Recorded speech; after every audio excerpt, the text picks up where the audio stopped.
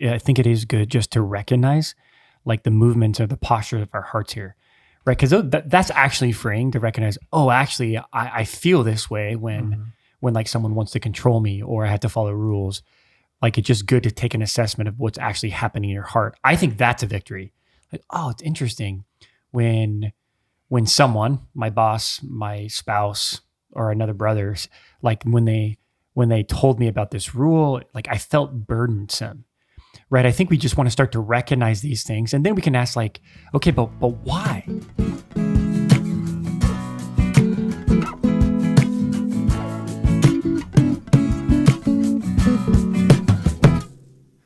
Poco a poco vamos a llegar. Somos peregrinos and you know that's who we are. We make our way. Hey, hey. Hey, everybody. I'm Father Mark Mary. What's up, everybody? I'm Father Innocent. And I'm Father PT. And replacing Father Angelus is the jackhammer outside. I don't think you can hear it, but we can definitely hear it. We'll add probably an equal value to the show. Wow. Just kidding. Would appreciate that. I know. I think you would appreciate You'd be like, that. I'm happy to leave. I'm happy you can the I'm happy jackhammer to can replace me. Yeah. It's fine. We miss Father Andrews when he's gone. We do. He's taking care of the guys at a retreat place, right?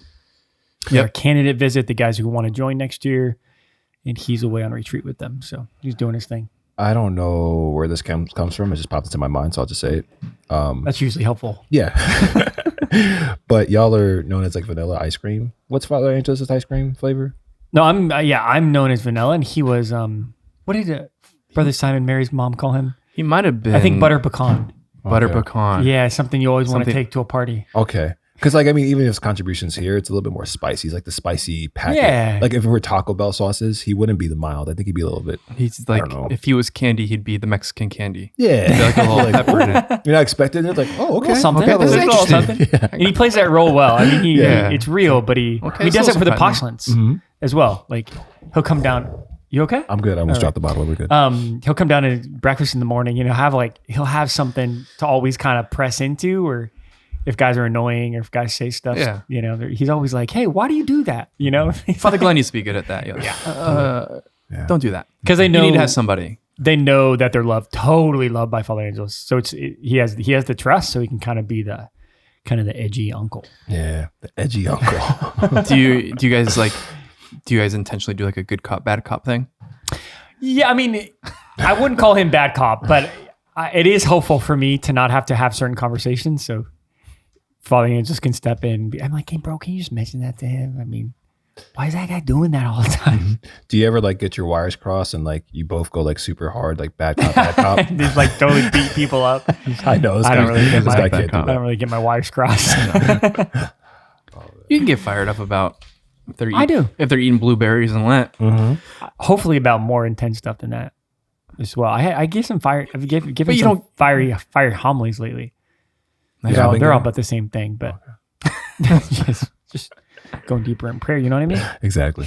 Do you have any updates for us, Father PT? It's been a minute since we've been around this I don't know. table. I'll let you guys share updates. There's things in my heart. Anyway. Just need some space to kind of settle. Yeah. I'll let you guys. I don't know if I have any updates. Great. I think Brother Lawrence became Deacon Brother Lawrence. That's huge for you. That's like one of your guys. It's like a milestone. Yeah, definitely. I mean, I've had him for a year. So I think, as time goes on, it'll be more of a thing when you've had the guy for 6 years. Right.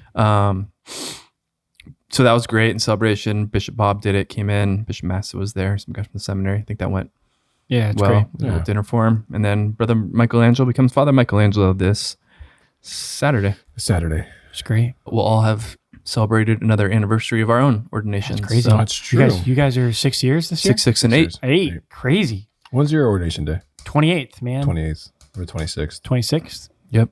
St. Philip Neri. Yeah. A little update on my end. All the 6 postulants got approved for novitiate. So that's big.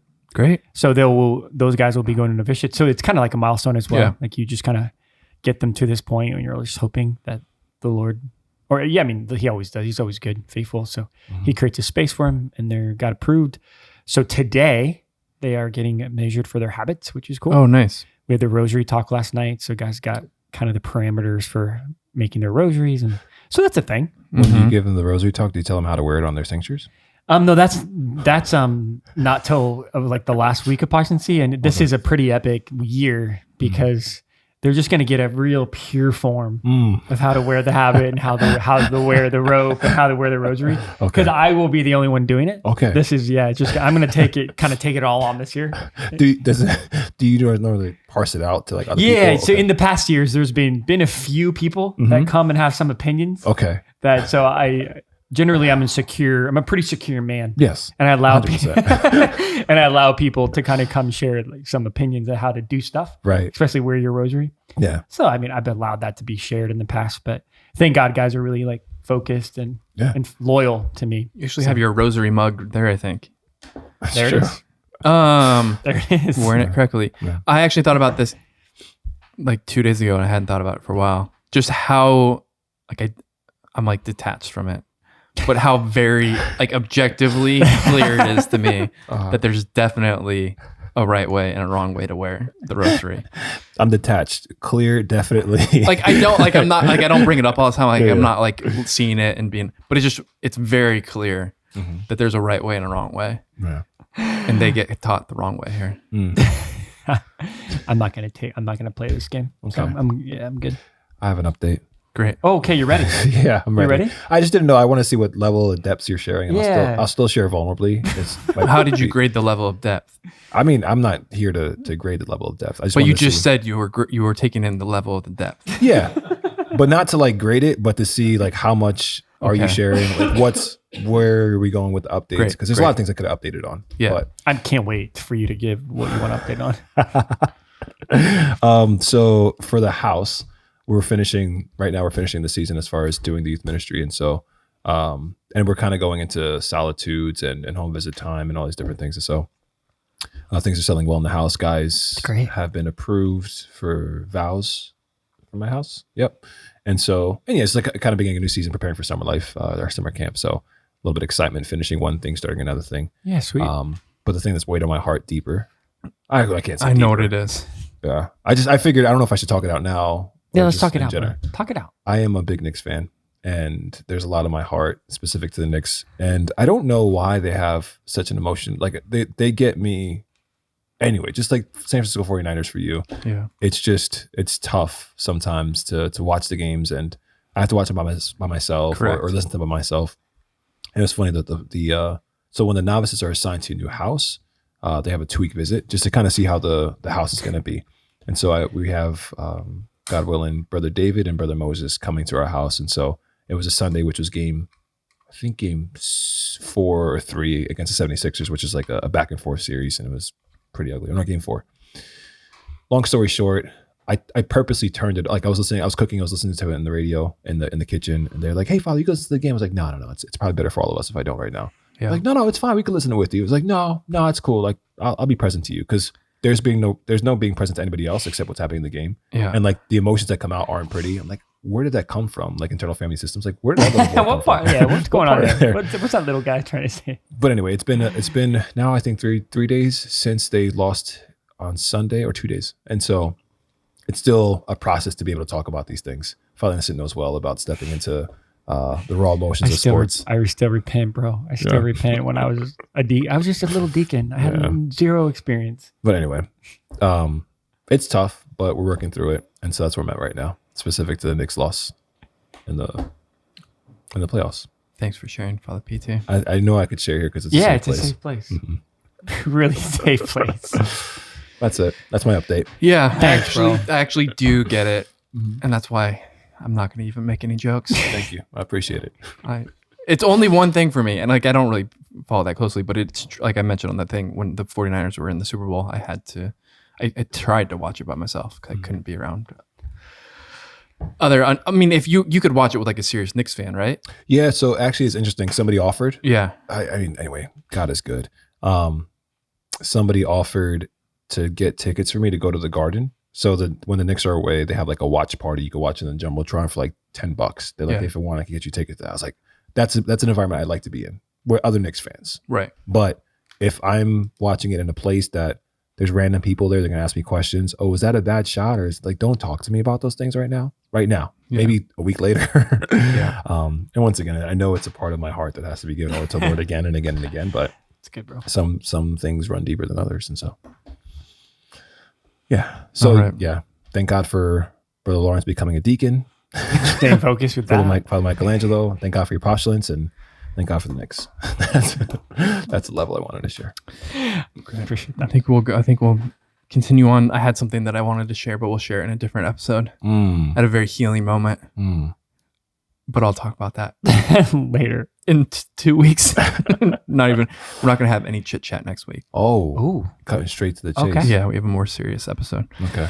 So anyway, this is a hot takes episode. Oh yeah, get ready. I think it's number 4. We don't Hot have wings. do we have a hot take song, bro? Hot song. Get out of here. No song. Sing the song, LPT. I was looking for the little air horn that you had. That was somewhere, It's right? right there. Okay. Can you can you reach it? I can grab it. That was a Oh, you want to press it too? No, it's his. Go ahead do the. hot takes. Hot takes. And of course, as usual, these will be lukewarm takes, insofar as they're not actually that aggressive or Especially controversial. because we don't have Father Angeles. Yeah. The old spicy taco. And because sometimes Spicy. I don't know. It's a spicy taco, but anyway. sometimes takes are best served not that hot. You know what I mean? Lukewarm. Yeah, totally.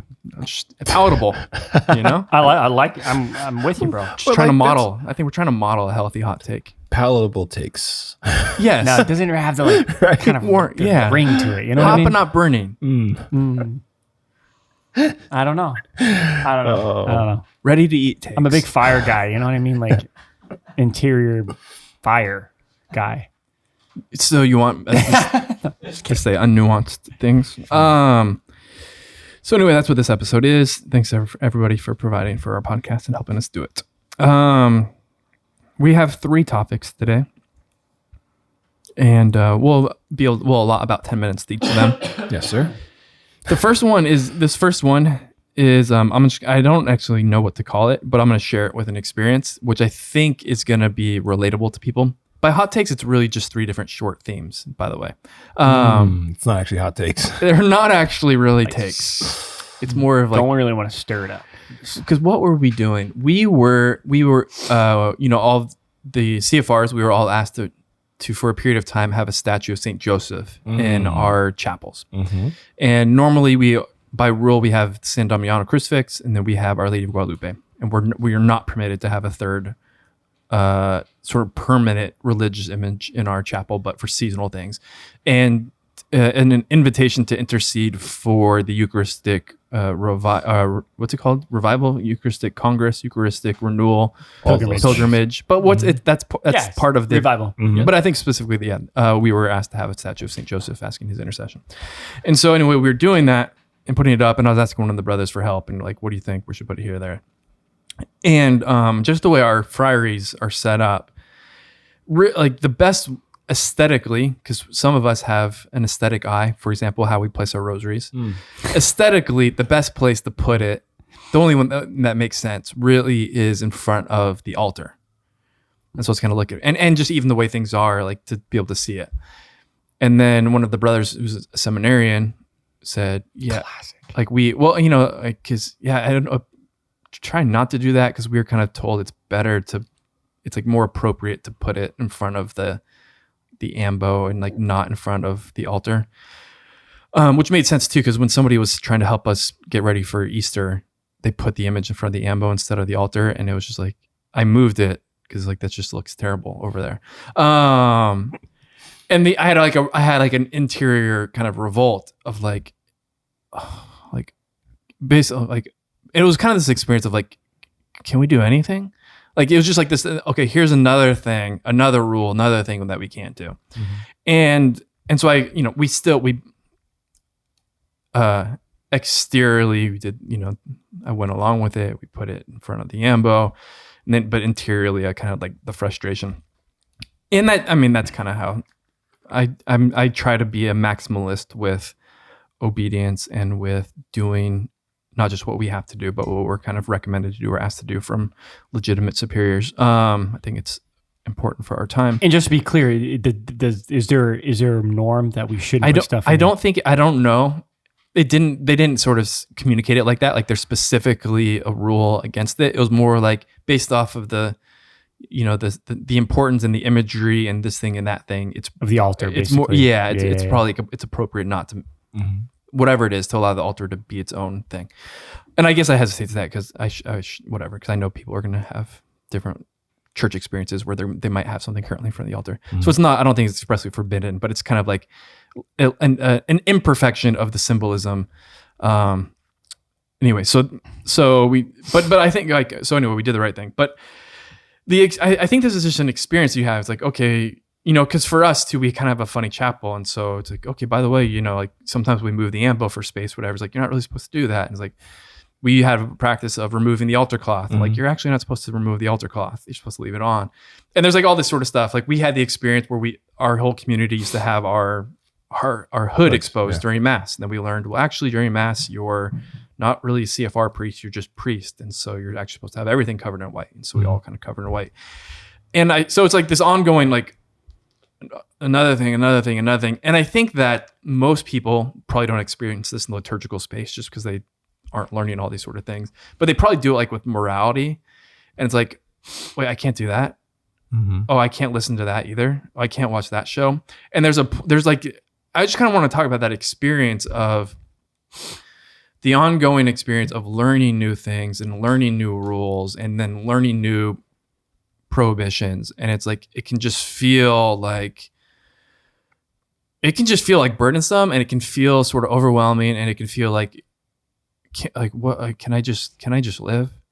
Like, why is that like, why? You know what I mean? I don't know. I just kind of wanted to, I think that's going to resonate with people, and just wanted to maybe see if you guys had any thoughts on it. Yeah. I think especially like in morality, but like when we find out, oh, you're not supposed to do this or whatever it is, there's a couple of things, at least I'll speak from my own personal experience, where it feels like the man's against me. You know what I mean? Like there's somebody out there just trying to ruin my life. There's something or some organization, whatever it is. It's just like, oh man, like they knew that I would do this or that I like these things. And they're just sitting up in an office. Okay, let's figure out how to ruin this person's life. But obviously when we're talking about morality, like it's God-given laws, and the last thing of God's heart for you is, I want to ruin your life. Yeah. But once again, that's our experience of, like, I don't understand why to watch this Netflix show, or like, I really like this stuff. And we're talking about like, yeah, anyway, just like, it'd be better for you. Maybe that's more of the media stuff, but like, it'd be better for you not to do these things. But for sure, like serious moral things, like it's still a lot better for your heart. And sometimes like we're attracted to sin, and we just don't realize, like, oh my gosh, I never realized that was a sin. And I recognize my heart, how it didn't feel in conformity with what God wants me to be or where he wants me to be. But there's still some like, dang, like I got to not do that too. This might be a hot take, but like, for example, like I think a lot of people, maybe not who are listening, but we know people who struggle with weed. It's just like this ambiguity there. Like, wait a minute, I can't do that either. Maybe you don't know that many people. I do. But anyway, so it's one of these things where I think we grow in our preference, and we tend to co-opt that for ourselves, and we don't allow an outside voice in to kind of tell us the truth of, hey, you're not supposed to be doing that actually, or maybe there's a different way to do this, and I gotta give this up. And once again, with if we approach it with, especially with our faith, like what's the Father's heart for me in the situation? Like, of course, the Father's going to want us to not do things that are potentially hurtful for us. And it takes trust in the relationship to be able to give that up, however long the process is, but to allow God into that space of the internal conversation that's happening. Because if we squeeze God out of that space, then there's no chance for us to actually be on a better path. And even to come to recognize, like, oh yeah, that actually is bad for me, or that isn't the best thing for me. And so if we recognize it, the internal dialogue, and we're wrestling with things, just asking God simply like, Lord, why am I wrestling with this? Like, and even to like, can I trust the source that I heard it from? Like obviously with the brother, yeah, there's something out there, but like, what's that for me? And what is your heart for me in this situation? Yeah. So I don't know if I have like a kind of an answer that actually like gives it closure, but I think it is good just to recognize like the movement or the posture of our hearts here. Right, because that's actually freeing to recognize, oh, actually, I feel this way when like someone wants to control me, or I have to follow rules, Like it's just good to take an assessment of what's actually happening in your heart. I think that's a victory. Like, oh, it's interesting when someone, my boss, my spouse, or another brother's, like when they told me about this rule, like I felt burdensome. Right. I think we just want to start to recognize these things. And then we can ask like, okay, but why? Like, why do I feel this way? Because I don't think God wants wants our experience generally of life to feel that way. Right. So I was trying to think of other examples like, yeah, I mean, just like in our own vocations, like there's always limitations, right? So it can be rules, it can be morality, it could be church teaching in any capacity. I have to go to mass on Sunday. Like, oh man, like I heard someone recently say, well, like I didn't want to go to mass on Sunday. I wanted to sleep in. So I just went like another time during the week. And I was like, well, I don't know if I don't think that's like how this goes. It doesn't actually work like that. But why? Like, are you saying that I just can't have control? Like, I'm like, yeah, kind of. Yeah. But like, I just think it's good to like, just notice like, why do we do that? Right. So it's funny. I'm not copping out to say there's an answer. I just want to encourage people that it's okay, and even encourage to press in of why do I feel that or act like this? And then the other thing that kind of comes up for me is just remember like the gospel principle, and we're Franciscans, so this is our sweet spot. But remember, the gospel principle is like evangelical poverty. Is that like it's okay that I'm not in control, or that I don't like my opinions aren't law, or my preferences aren't law. Like I'm just kind of holding everything lightly in life in general, right? Because I'm always like, if I hold on to stuff, then I can be always. Sorry, that's a strong word. I'm consistently burdened or challenged. But if I just kind of go through life and hold things lightly, and a priest recently told me that like, man, sometimes you take yourself way too seriously. I'm like, oh, that's like that hurts. I feel that. Mm-hmm. But if it's not an excuse not to care. It's not an excuse not to hold principles. But there is this evangelical poverty that I can just be like, okay, like if that's your preference, Bo, and I get that. Okay, great.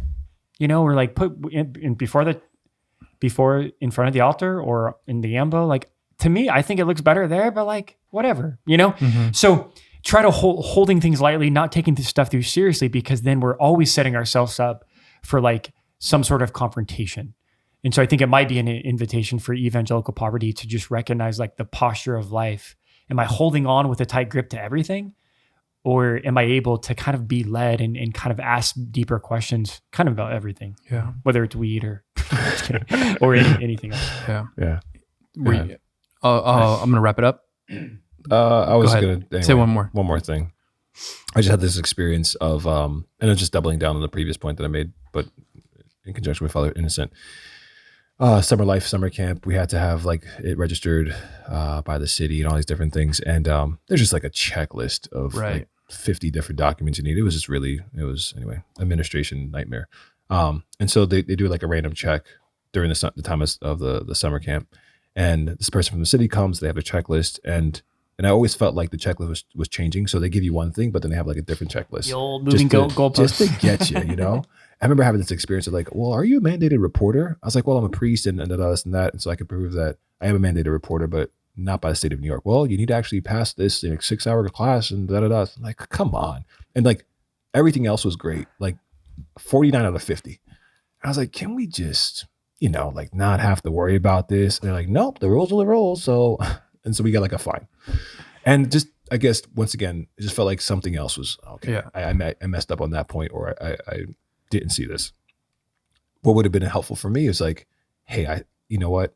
Even if she said, you know what, like, good job with all this stuff. Like, I see the effort you put into it, but we actually have to like make sure this is taken care of. I just didn't feel seen in that moment. You know what I mean? So sometimes I think that could be a thing of like, I'm trying my best, and then like, this other thing I have to look out for, like, when is it going to end? Mm-hmm. And so that's once again, like when you can feel the pressure of like, oh my gosh, like who's out there against me now?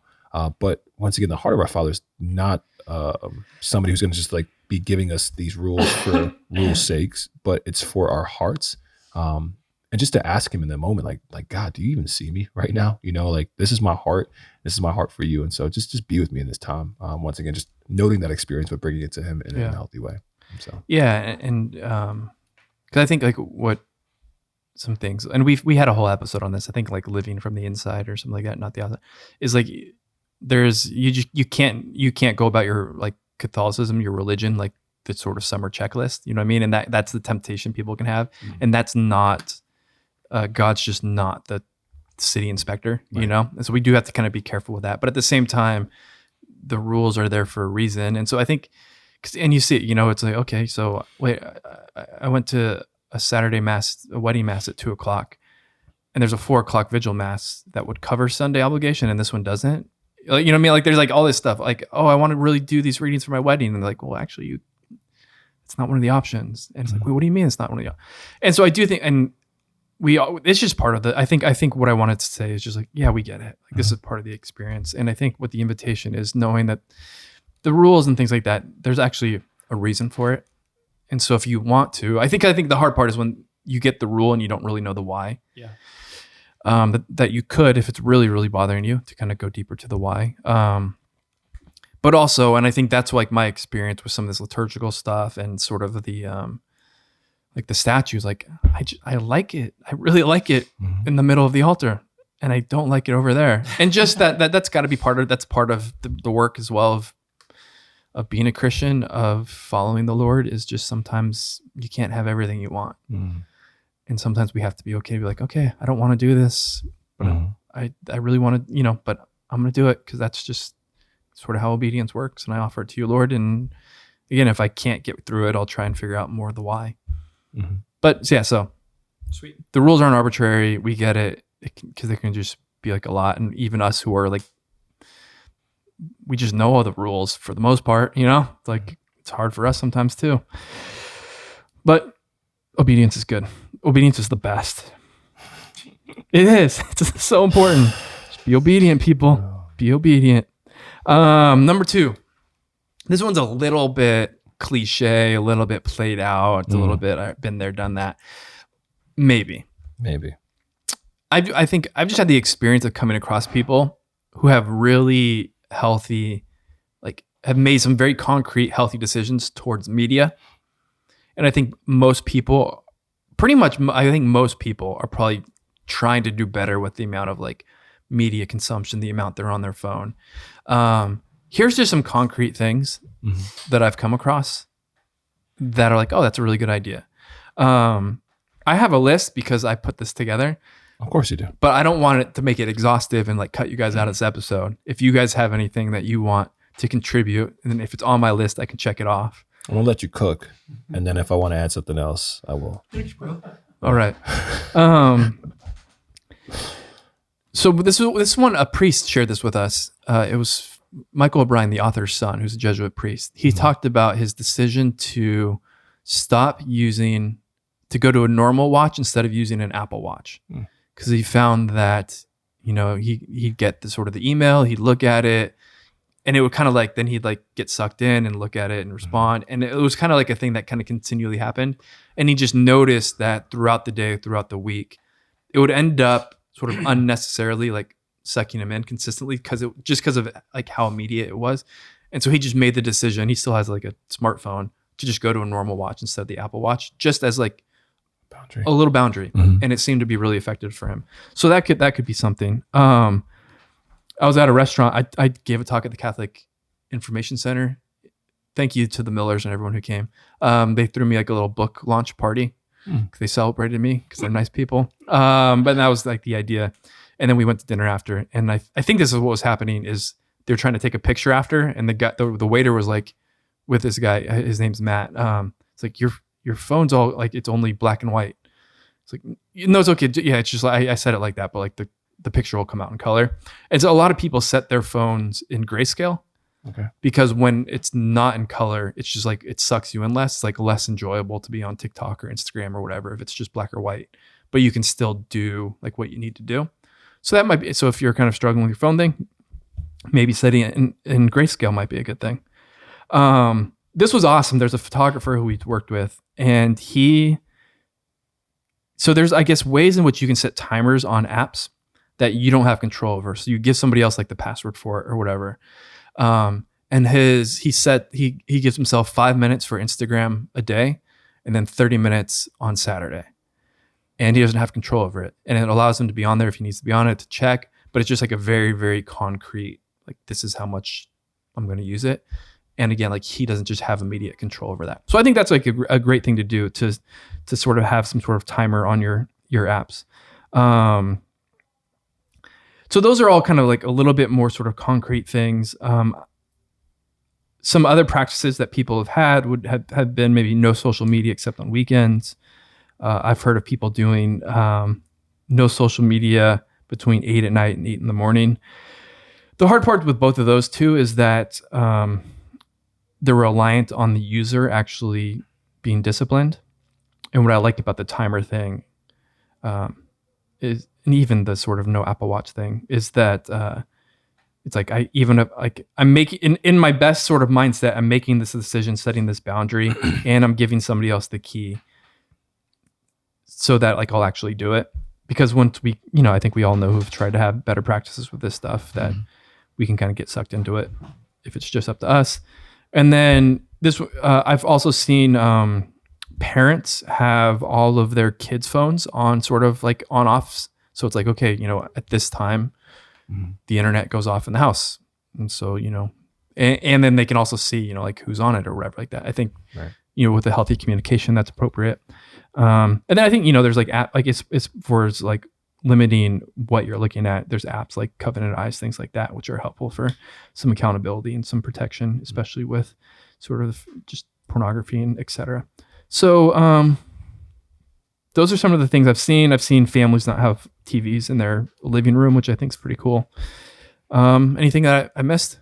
I would just say I find pretty just like a high witness value of whether it's social media or emails together, like spouses have their only emails together. If it's obviously work, but or social media is together. So it's like there's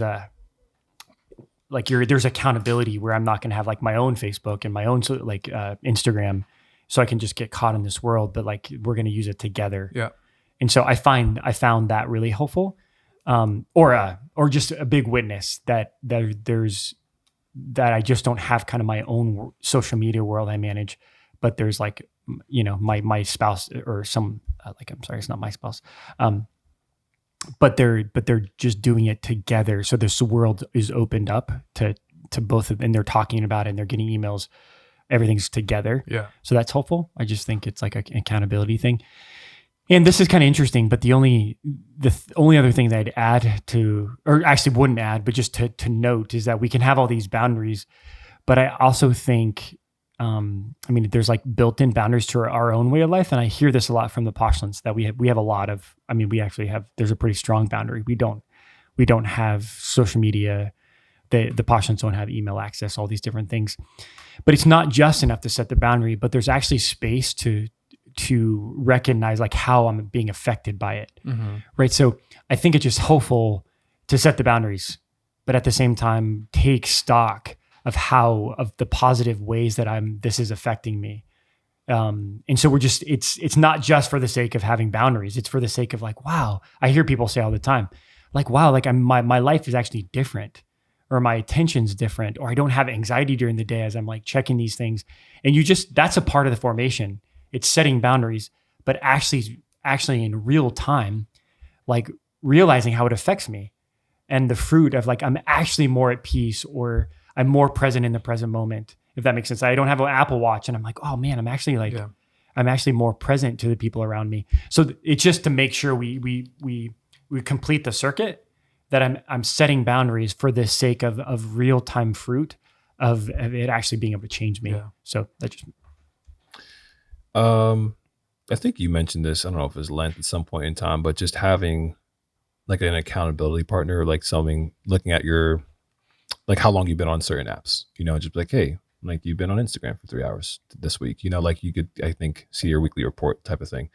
I think it's helpful, especially if it's a difficult thing for you. So it's not like a set thing, but just having somebody you would look at, or would look at those things. And also too, this is less of a habit, but just like how comfortable are you just like letting somebody else use your phone? I mean, like, cause sometimes, anyway, it's just noting, hey, cause we sometimes have to rely on other people. Like, hey, can I borrow your phone for like whatever it is? And so people, oh yeah, real quick, 1 second. They want to clean it up. And And it's just I note that like other people, I was like, hey, yeah, sure, here you go. And so, anyway, just like as a check to like, would I be comfortable with letting somebody else use my phone? Like, and if I'm not, like what's going on there? Sure. And that's not like a direct thing, but more of a question just to bring to your examination as you're looking at your media habits. And so. Great. Yeah. Yeah. And I think people can figure out some other stuff. Yeah. Whether or not you actually need a smartphone or a normal phone and whatever.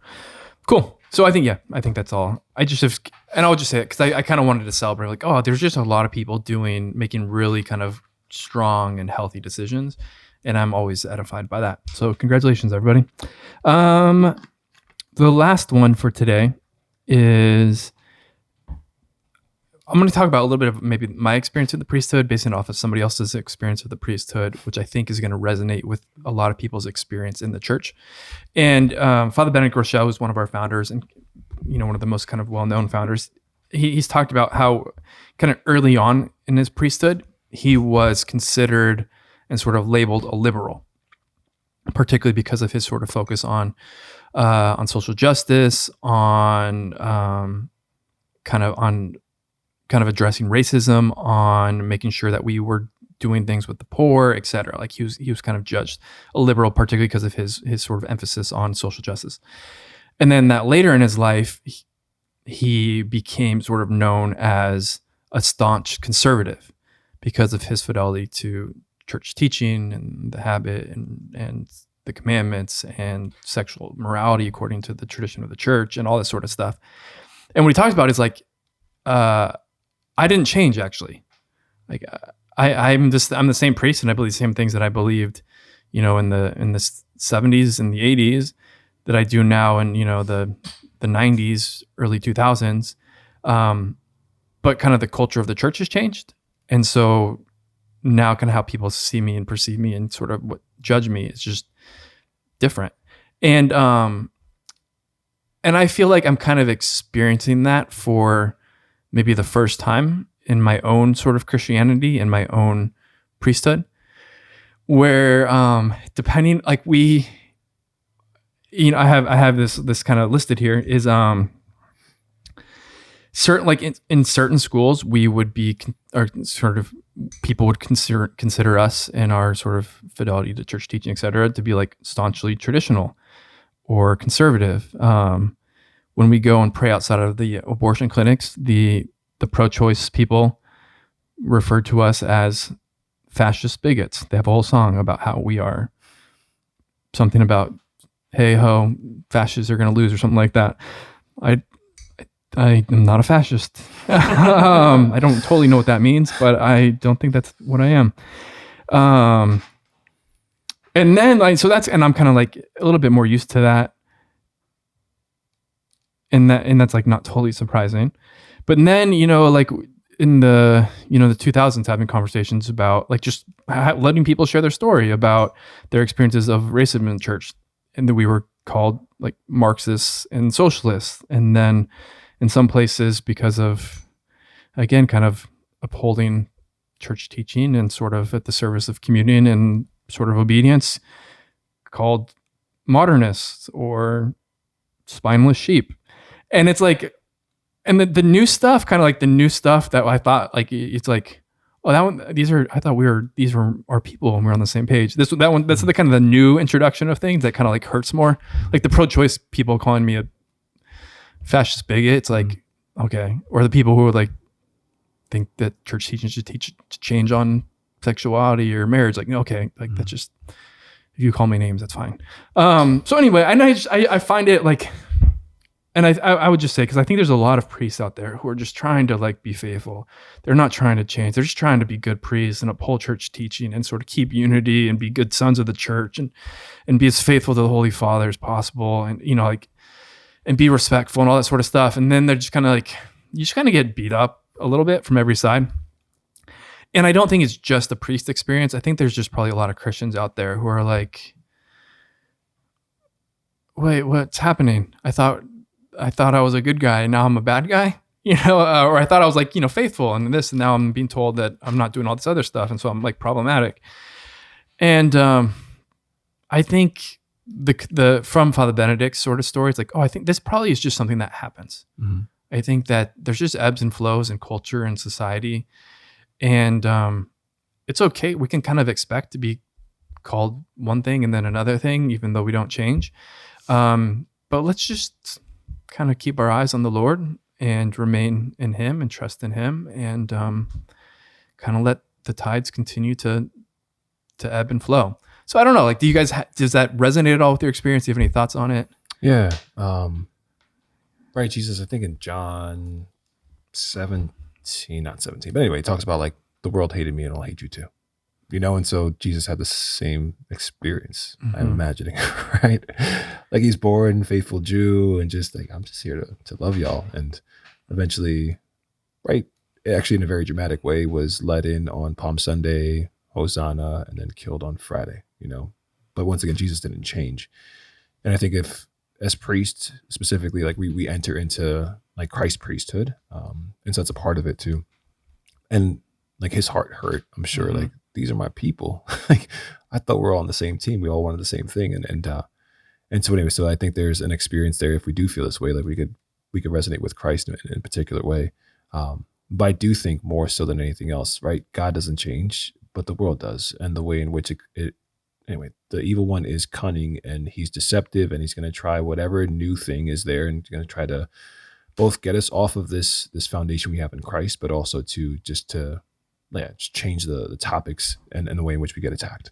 And so whether it's now or in the future, like it's always going to be something I think the church has to deal with, priests have to deal with, laity have to deal with.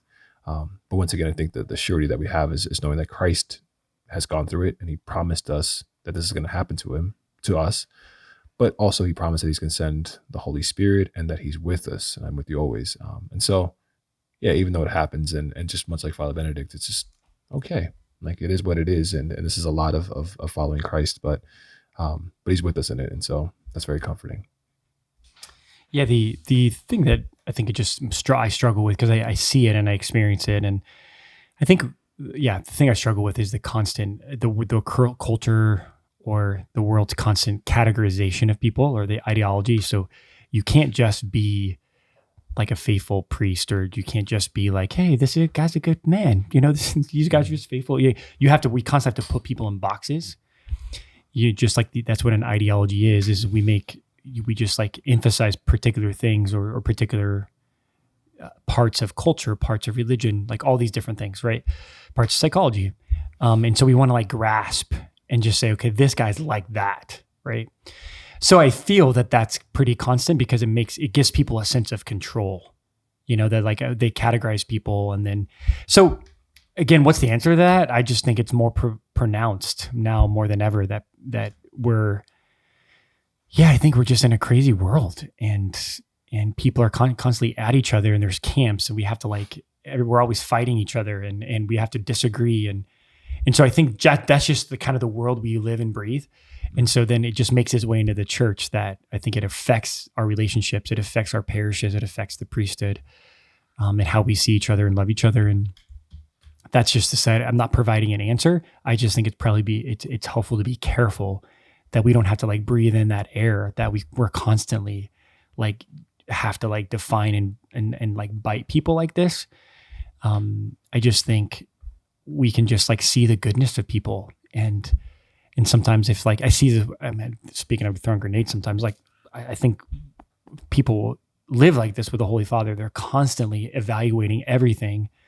And for a moment, can you just like pull back the veil and see the man and like in every part of it, just to be like, hey, like what's really happening here, instead of being quick to judge or quick to like put him in a box, but just say, hey, he's a priest. You're really trying to care for people. And I'm not saying I'm not saying it has to be overly simple, but just to be careful of just having all these ways of defining and putting people in boxes. It could be helpful just to notice that. Mm-hmm. And so I guess just again, kind of maybe even sort of similar to the first conversation we had today, is just not necessarily saying that there's a hard, like, here's what you do, or here's what you don't do, but just, for those of you who maybe are experiencing that, hopefully you can feel a little bit, have some consolation of feeling seen, knowing that you're not the only ones who sort of or maybe kind of confused or disoriented or kind of made sad even by some of the ebb and flow and maybe confused by it. But also just to acknowledge those of you who are doing this, and to encourage you to acknowledge maybe your priests who see doing this, that there is there's kind of this hidden courage that a lot of priests need, or a lot of the faithful need today, that that like allows them to remain in a place where maybe they're going to be misunderstood, where they're not going to just kind of be polarized and choose sides, but they're going to try and really work for unity and work to be faithful to the Holy Father and the Church, and not just sort of kind of aggressively appease one side or the other, meaning that they're going to be misunderstood by both sides. And so if you see your priest just doing that, just trying to be good priest and maybe being misunderstood in it, if you want to encourage them. And for those of you who are doing that likewise, just thanks for that. I think that's yeah. Yeah, just to double down on that. Like, it's sometimes even when I'm at a parish, or I was like, I don't know if I want to say this thing. And I'm like, well, I'm leaving. You know what I mean? Like, I'm just coming to preach and I'm not going to be here. Where if I was a diocesan priest and like, this is my faithful people, I'm going to see them every Sunday. I know the person sitting in the front row, I know their kids. It takes a lot more courage to say the truth sometimes. Sure. But so just to honor them, and especially if, like you're saying, like they're trying to be faithful, I think it means a lot to your pastor or your diocesan priest. Like, hey, Father, thanks for speaking up, or I appreciate the message. It's something simple. You don't have to do anything crazy, but it does take a lot of courage sometimes to say, this might not be popular, but my heart for you as a father is this. So I have to say it. Mm-hmm. So yeah, but there are also sometimes when they don't say the thing that's going to appease certain people, that might be courageous as well. Because, yeah. Because they know what's going on. Okay. Is that all right? Sweet. Great. Hot takes 4. All right. Be back next week. Thanks, everybody. Thanks, Spirit Juice. And thanks to our benefactors. And thanks, Father Angelus. Thanks, buddy. Jackhammer. Peace. Poco a poco vamos a llegar. Somos peregrinos, and you know that's who we are. We make our way. Hey, hey.